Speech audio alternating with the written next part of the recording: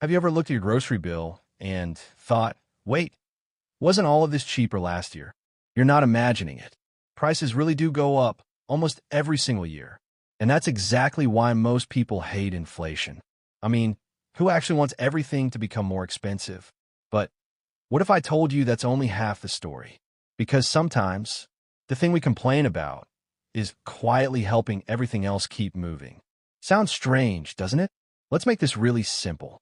Imagine you've been saving up to buy a new laptop. You're finally ready to buy it today.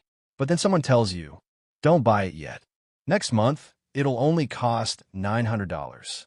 Be honest. Would you still buy it today? Probably not. Why spend $1,000 today when waiting 1 month saves you $100? Honestly, that's a pretty easy decision. Now here's where things get interesting. What if you weren't the only one thinking like this? What if millions of people all decided to wait? At first, nothing really seems wrong. After all, people are just waiting a little longer. But businesses notice something almost immediately. Fewer customers means fewer sales. And when stores stop selling, they stop ordering. And that's when the real problem begins. Because factories don't hire people just to keep them busy. They hire people because customers are buying. No customers means no new orders. No new orders means fewer workers are needed. And suddenly, this isn't just about cheaper laptops anymore. It's about something much bigger.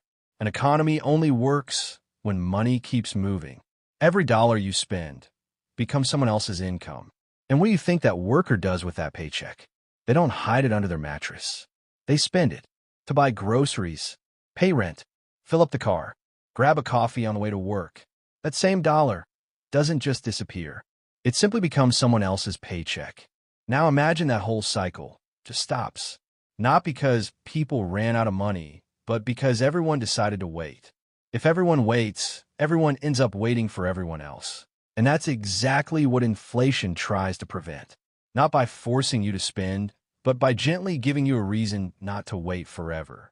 Because if things slowly become more expensive, you're a little more likely to spend today instead of next year. But don't get the wrong idea. Inflation isn't good. Too much inflation is.